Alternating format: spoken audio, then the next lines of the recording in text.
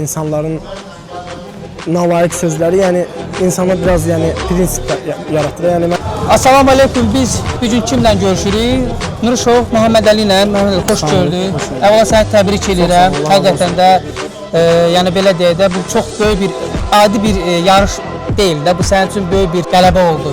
Çünki bildiyimiz kimi Muhammed Ali döyüşə çıxmamışdan qabaq face to face eləmişdi özbəkçi. İdmançı adı nə idi o idmançının? Şahsud. Şahsudla və orada Şahsud qəflətən qışqırmışdı və bizim də idmançımız tikinmişdi və insanın halı, bu insanın başına gələ bilər bu şey. Bu hadisə sənə təsir elədi mi? Yəni bu döyüşündə motivasiya mı verdi, yoxsa sənə təsirləndin mi yəni bu haqda? Necə oldu? Əvvəla ona heç bir təsir göstərmədi. Mənfi rəyləri, insanların nalayiq sözləri, yəni insana biraz prinsip yaratır. Yəni məndə prinsip yaratdı ki, mən bu döyüşü udmalıyam, başqa bir yolu yoxdur.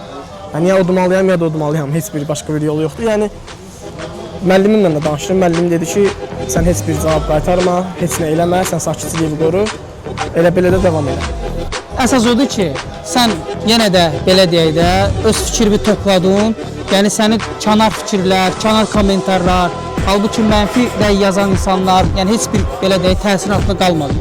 Çıxdın o meydana, yarışda qalib gəldin.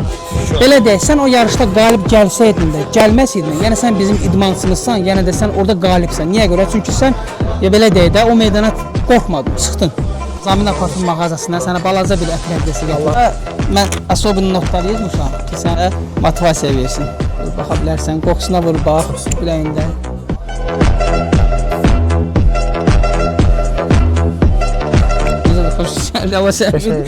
Təbrik edirəm, inşallah. Adın USF-dən gəlsin inşallah. Oldu,